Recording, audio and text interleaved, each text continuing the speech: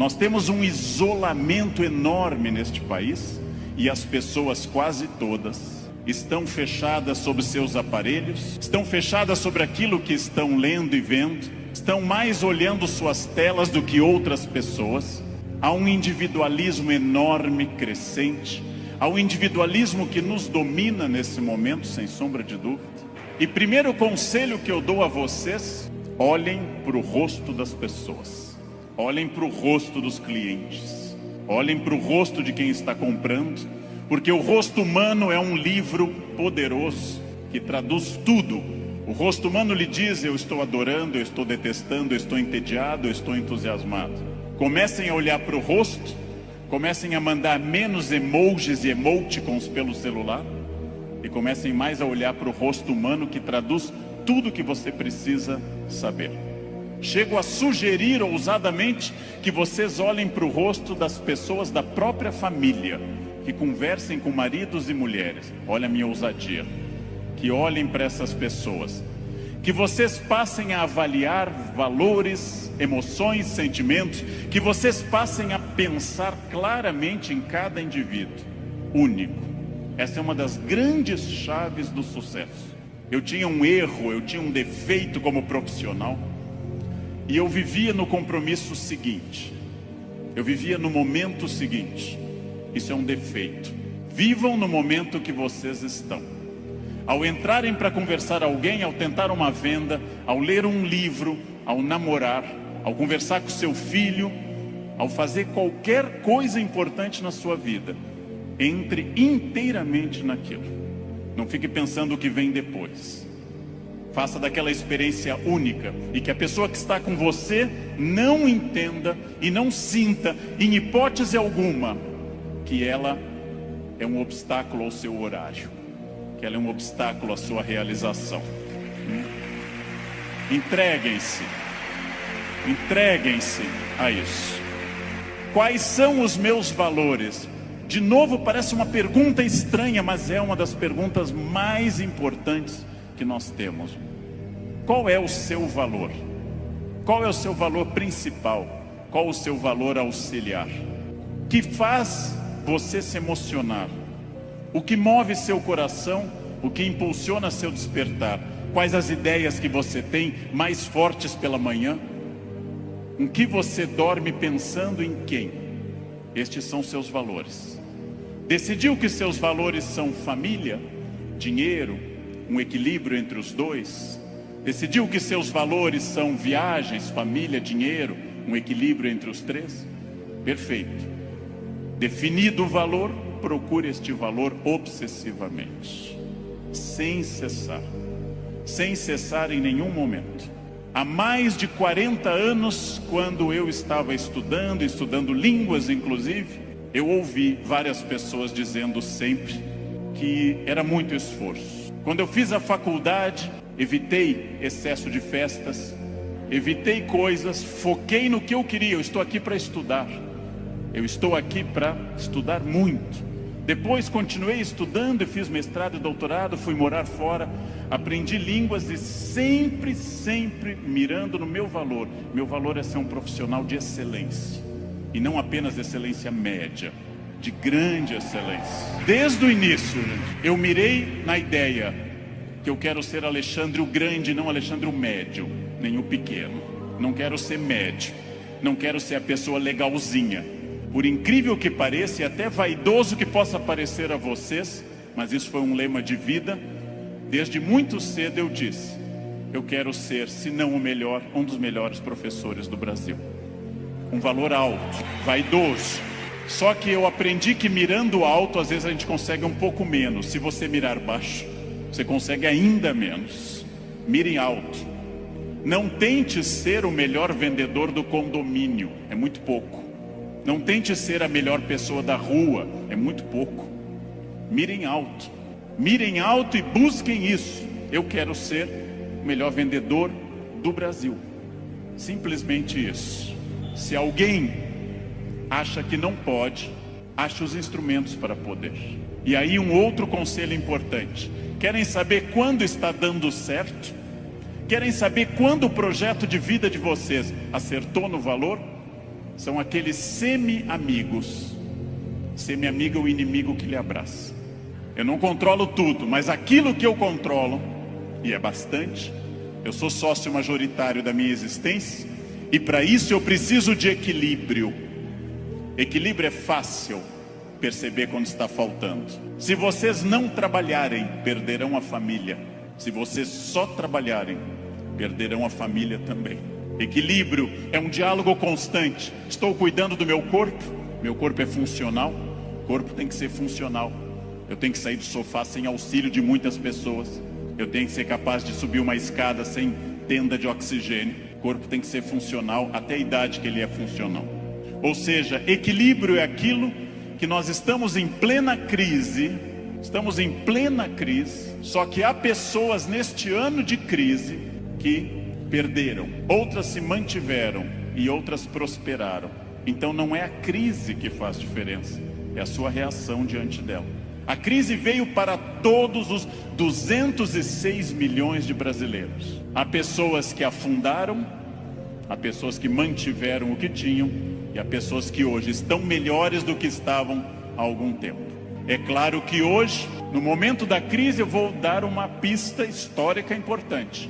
O que é crise? É quando eu tenho muitas perspectivas diante de mim. Só que a crise é aquilo que separa o amador do profissional. Todo mundo sabe dirigir numa boa estrada em dia de sol. Pouquíssimas pessoas sabem dirigir numa estrada com chuva à noite esburacada. A crise separa quem é bom de quem é ruim, o amador do profissional, de quem veio o mundo a trabalho ou a passeio. Todo mundo sabe, em situação sem estresse, ser calmo. Poucas pessoas são calmas em situação de estresse. Todo professor é ótimo se a turma for ótima. Poucos professores são bons quando a turma é resistente. Todo mundo pode vender para o cliente fácil. Pouca gente pode vender para o cliente difícil. É o cliente difícil que separa o amador do profissional. O outro não precisa. Importante, crises passam sempre, sem exceção. Toda crise passa. E aqui já vem a pergunta: onde você quer estar quando essa crise passar? Com quem? Onde você quer estar quando essa crise passar? Quem lembra dessa personagem é uma pessoa experiente. Essa hiena, um desenho animado da década de 60 e 70, a hiena Hard ficava dizendo: ó vida, ó céus, ó azar. Ela era pessimista, porém tudo que a hiena dizia que podia dar errado, dava. Ela era pessimista, mas ela acertava. Por isso que eu quero dizer a vocês que o pessimismo pode ter alguns valores. Ele nos dá uma amostra dos riscos. É importante ter um pessimista na equipe, mas no máximo apenas um, que é o que uma equipe tolera. Quando alguém chega e diz: nós vamos dobrar o capital, dobrar o número de clientes, nós estaremos mais 30 países até o ano que vem, o pessimista diz: calma, não é tão fácil. Pessimistas são bons para levantar os riscos. Pessimistas são péssimos para resolver os problemas. Para eu resolver um problema, para eu resolver qualquer coisa, eu preciso de um otimismo obsessivo. Ouçam os pessimistas. Para pessimista não vale a mãe é sempre otimista com vocês. Ouçam um cunhado é bom para isso. Ouçam o cunhado. Ouçam os pessimistas. Vejam o que eles têm a dizer, agradeçam. Enquanto eles falam, tenham aquela reação bovina. Ouçam. Depois agradeçam e comecem a trabalhar com otimismo total. É só assim que se cresce.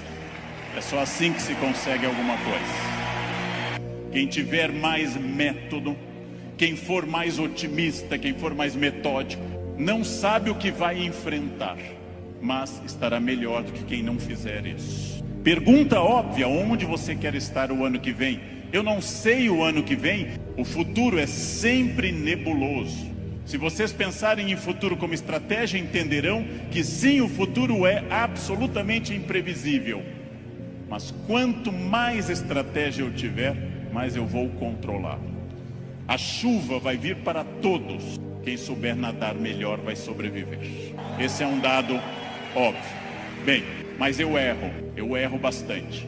Eu, Leandro, sou hoje melhor professor porque já errei bastante. Eu, Leandro, erro. Errar é humano, significa que todos que estão aqui, com exceção dos mentirosos, já erraram. Só os mentirosos nunca erraram, porque são mentirosos e dizem que nunca erraram. Faz uma coisa que eu treino há mais de 50 anos diariamente. Eu treino andar. Faz mais de 50 anos que eu treino diariamente e eu tropeço. Erro é um recado enviado para dizer que você pode mudar de estratégia, tem que aprender, tem que ter cuidado. Erro é fundamental. Errou, não conseguiu, não atingiu meta, falhou, ótimo. Se você aprender, você será melhor. Senão será só um chorão. Aprenda. Aprenda com o erro. Erro lhe tira da zona de conforto. O que é a zona de conforto? É aquilo que me deixa satisfeito, feliz. Zona de conforto é aquilo que estraga o meu desafio. Ostra feliz, diz Rubem Alves, ostra feliz não desenvolve pérola. A pérola é a resposta da ostra a isso. Por que a ostra faz uma pérola? Porque um grão de areia a incomoda e ela reveste com madrepérola. Zona de conforto é aquilo que lhe deixa repetindo. O que acontece com a zona de conforto? Eu passo a não querer fazer mais coisas certas nem com entusiasmo. Eu passo a achar que está bom estar no aquário lotado porque é conhecido. E eu não busco um aquário mais desafiador e maior. Tudo o que te agrada te engana. Tudo o que te seduz e te deixa confortável te conduz à mediocridade. Quanto mais você tiver desafios, mais você vai responder a esses desafios. Zona de conforto é muito curiosa, porque ela significa o fim da luta. Saiam da zona de conforto. Pensem seriamente que tudo está em mudança, tudo está envelhecendo, tudo está passando. Tudo aquilo que não está se expandindo, está encolhendo. Tudo aquilo que não está melhorando, está piorando. Isso é a realidade do mundo. Se você não mudar o seu negócio, alguém mais jovem e mais dinâmico vai mudar. Nesse momento, alguém está tendo uma ideia de vendas melhor que a sua. Isto significa que quem se dedica a ser um profissional precisa permanentemente levar em conta essa frase: mudar é difícil. Me ensinaram os norte-americanos. Mudar é difícil, não mudar é fatal. Mudar é difícil, não mudar é fatal. Tem duas opções: enfrentar a mudança, enfrentar o desafio e pensar: esse ano eu consegui isso, que bom, e agora? Ah, mas eu já falo inglês. Ótimo. Qual o passo seguinte? Eu já consegui a minha casa, perfeito. Era esse o seu objetivo material? Qual é o passo seguinte nos outros objetivos? Não mudar é fatal.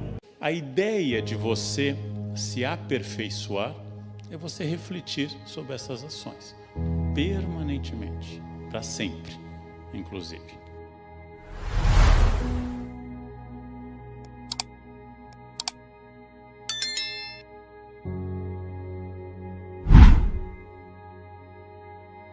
A internet está fazendo ainda uma diluição maior da responsabilidade diante das coisas. A capacidade de agressão das pessoas na internet está muito grande. E o debate, ele é sempre essencial. Como eu disse durante a palestra, a falência do debate tem como consequência extrema o caso da Síria. Por isso que eu temo quando alguém está falando e outra pessoa não quer escutar. Eu temo isso, porque há muitas maneiras de protesto político, mas elas passam por ouvir e responder.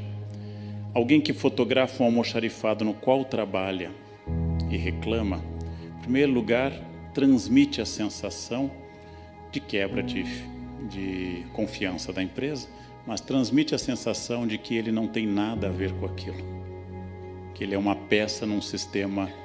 Bem, se eu trabalho numa empresa, tudo aquilo tem a ver comigo. Tudo passa por mim. Internet, opiniões de internet, de redes sociais, sobre política, sobre outras questões, são um campo minado para as pessoas começarem a expressar seus preconceitos. Então, voltando ao tema que eu trabalhei, vocês não foram formados como eu não fui formado. Vocês não foram formados por uma escola sem preconceitos. Eu fui formado numa escola com preconceitos. Eu fui formado numa escola homofóbica, misógina, que falava mal da capacidade feminina, que duvidava da capacidade de pessoas oriundas de determinadas partes do país. Eu fui formado nisso. E cabe a mim reagir a esse tipo de imbecilidade e refletir hoje como adulto que valores são esses e por que eu não quero seguir esses valores. Então, expressar esses valores nas redes sociais é muito perigoso. Todo mundo devia ter muito mais cuidado com as redes sociais, especialmente quem é profissional, especialmente quem exerce uma profissão. Você não gosta de determinado gênero, não gosta de determinado tom de melanina, não gosta de determinada área do Brasil, guarde no fundo do seu coração preconceituoso. É mais prudente, profissionalmente e eticamente. E comece a ler e se informar mais dos problemas. Como diz o Saramago, eu não quero que todo mundo se ame, porque isso é impossível.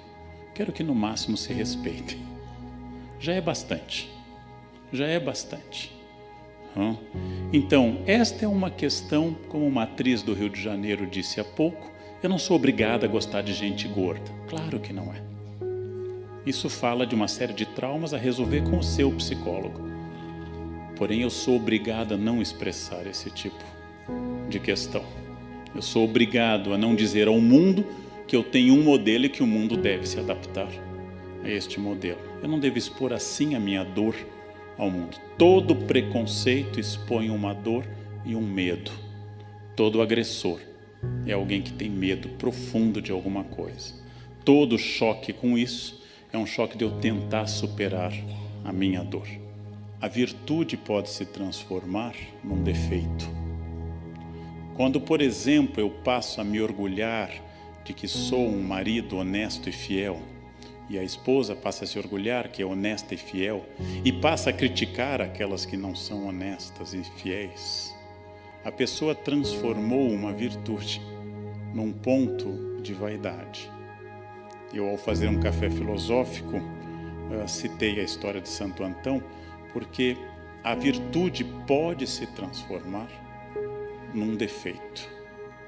A pessoa que transforma a virtude na sua meta e não no meio para atingir a felicidade, que é a expressão de Aristóteles. A ética é um meio para atingir a eudaimonia, a felicidade grega, eu, bom, bem. É a pessoa que começou a perder o objetivo. É a pessoa que começou a perder o limite. Tudo tem que ser prudentemente pensado. A diferença entre remédio e veneno é a dose. Enterrado lá no cemitério do Père Lachaise, Dr. Hahnemann tem essa frase como coisa. Ou seja, tudo se transforma no seu oposto. Se eu não tenho a medida.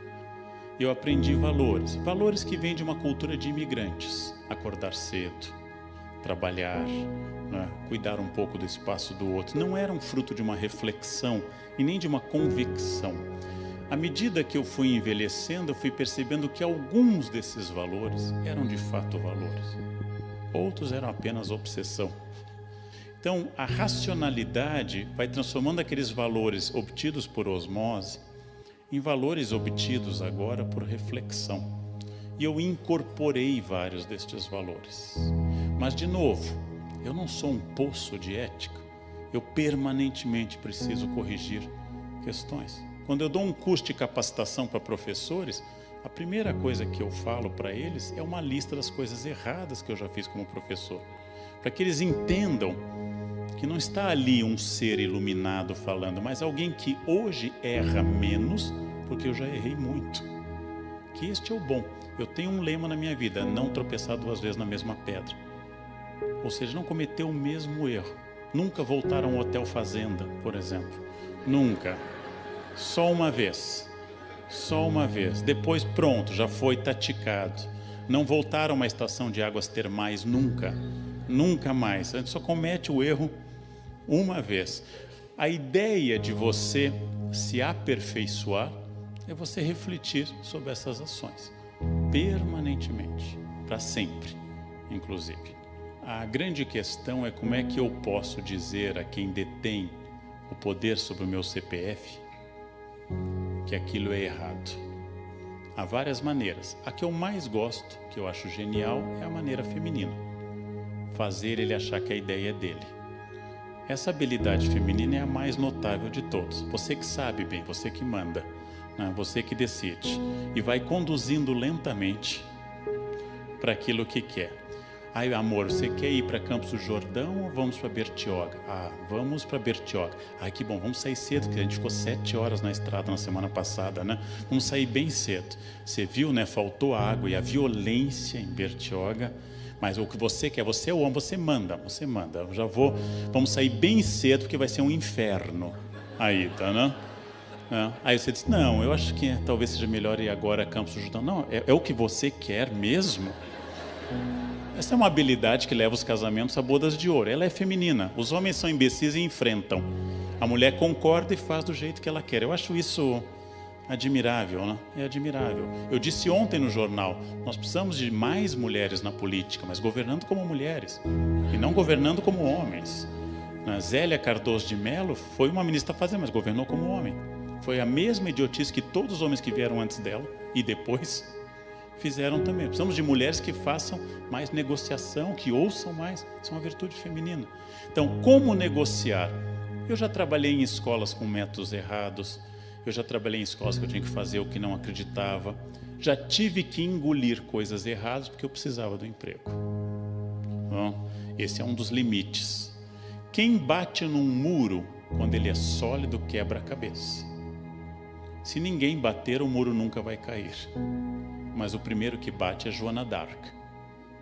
E Dark não da aldeia de Arc, mas Dark, né? Vai ser queimado ao final. Depois de muito tempo o muro cai. Para eu enfrentar o mundo eu tenho que saber a energia que eu quero empenhar nisso. Leila Diniz tomou um banho de praia em 1971, grávida de biquíni. Perdeu o convite para trabalhar na Globo, por causa dessa indecência. Uma grávida de biquíni.